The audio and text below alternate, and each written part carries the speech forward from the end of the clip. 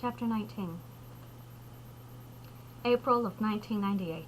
I was 17 years old. My class was preparing for their senior trip. My relationship with my father was as strained as it could get. Scott had free range to do whatever he wanted, whenever he wanted, wherever he wanted, and did. If I didn't answer the phone, I had hell to pay. If I didn't check in at certain assigned intervals, I had hell to pay. If I didn't comply, I was to be punished. My lessons continued. My math, geometry, and algebra were complete. I had worked my way up to proofs, and all at once, something clicked. The logic sank in. The numbers, the shapes, the reasoning all made sense. The results carried over into my music. I could see the math in music. I could understand the frequency, and the quality of my work quadrupled. My philosophy, logic, reasoning, and studies expounded and influenced my reading, which I had been grossly behind on. I devoured books, drank words, studied everything I could get my hands onto. I bounced between music, logic, theology, history, literature, and art. Scott started showing up with the classics. Books most people had read as children, I had not even heard of. E.B. White, Roald Dahl, Tolkien, Carroll, Lewis. These were names most children grew up with. I would not hear of them until I was nearly 23 years old. My anger rebounded every time I learned just how much my education had been neglected. In the name of a deity, I was denied truth, education, and the freedom to question. In the name of a deity, I was denied my curiosity. I trusted no teachers. I only ever trusted books, and even then I learned to check, double-check, quadruple-check the sources. My logic taught me how to identify prejudice. Prejudice. If ever there is anything I hate in this world, it is prejudice and biased opinion. I spent the rest of my existence sorting through altered and biased opinion to find truth and fact, if it wasn't destroyed by imperialists in the process. I'd made it clear to my piano instructor what my plans were for music composition, and had requested lessons in music theory. Instead of offering assistance or advice, recommending me books, sources, or other teachers, he argued with me and insisted I would hate the music if I learned the theory. I was months from graduation, and no one had done anything to help me. No one. Except Scott. Scott, on the other hand, made it perfectly clear that I was not ready for college. I was too far behind. That spring, when my class went to Disney World, I went to Miami with Scott. We walked South Beach. He wined and dined me, took me to more movies where I was forced to perform in the car, at the theater, at the hotel. It was at that point where every movie we watched had sex in it. During every movie I was expected to perform whether I wanted to or not. I will make this very clear. The word no was not an option. When I did put up my usual "I don't want to," he shoved his dick in my mouth as if I had said nothing at all. After all these years, I was still mute. Fear, anger. My body learned to become aroused when I experienced these two emotions. But my body also learned to associate fear and anger with another stimuli. To this day, I can't watch a movie, see a commercial, or be around any sexual media without my body responding. Scott taught me to become aroused like clockwork. It worked. Scott's conditioning also trained me to respond to the anger, the fear in media. My brain interprets an image or a scenario which releases fear and begins arousal. I remember the rapes. I anticipate them and associate them with Catalyst, the movie, which jumps more fear and leads to more arousal. The abuse from my half-brother, the rapes from my lovers. I am terrified of men. I am terrified of penis. But you love men, William said. You aspire to be them, because my daddy told me so, I said. I should have been a boy, remember? So I learned men, I studied them. When you're around a male, then. William's voice trailed off as he did the math. When I'm around a male, fear sets in, and I remember the rapes during the movies. I become aroused and remember the fear of being beaten. A sexed male, a sated male, is a safe male. Fear triggers sexual arousal. You can't watch TV, William said. I can't watch any movie with sex in it. I can't watch cable. I can't watch commercials. I relive every rape every time I watch a movie with sex or nudity. A commercial with sexual innuendo, a magazine picture with a provocative cover. What happens if you go to the store? The question was rhetorical, but seeing William's face, his mouth agape, unable to process an answer. Shock, I said. I freeze up, slip into other worlds, grab what I need, and go. I wallow in fear on the drive home, and once I'm back in my room, I fall apart. Where it's safe to fall apart. If there is a sexually mature male around me, yeah, he has a good time, and I spend the rest of the day climbing the walls. William just stared, unable to speak. We live in a society that sells sex everywhere, William said, when he found his voice again. "Yes," I said, "we do. Welcome to my nightmare. Do you want a beer?" I grabbed another 2 beers from the box and seated myself back at the table. While he popped the top off his, I took a mouthful before continuing. "I've gotten better," I said, "but I'll get into that later. I got back to New York, celebrated my 18th birthday, and almost immediately found myself in a new kind of hell. I was pregnant." William choked on his beer. "You need a moment?" I said. "This is a lot." William ran his hand through his hair and scratched the back of his head. "So the pedophile," William said. "He conditioned you, raped you, impregnated you, manipulated you, and you're just okay with this?" "Yeah." I whispered the word. I felt it all building. I was buckling. "Are you?" he asked again. And that broke me. I shook, and dropping my head to my hand, I cried. "Well, not put it like that," I said, and I cried. Cried for a long while. "How did you find all this out? Did you have a therapist?" "I did it myself," I said.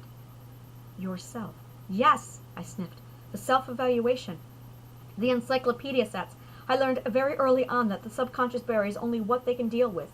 It's a coping mechanism. So the problem is there, buried beneath memories and layers of forgotten pain. But to cope, we forget. It's to preserve our sanity and our mind. Later, I noticed problems. I noticed I was different and needed to unearth the root of the problem.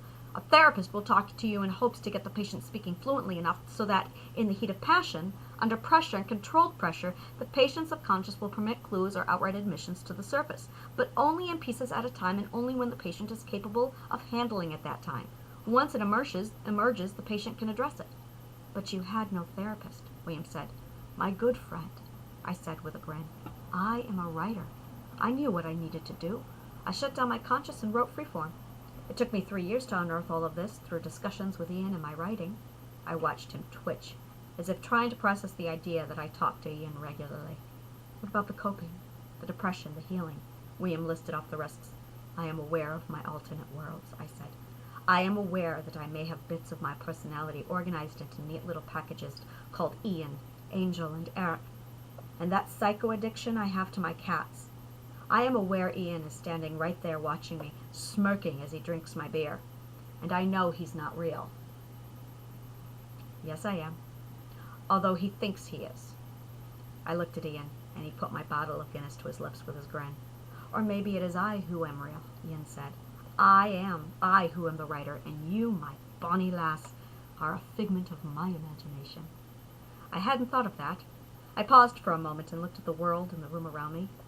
"If I am a figment of your imagination," I said to Ian, "then good God, man, do better by me than this!" "Elizabeth?" "Yes, William?" I said.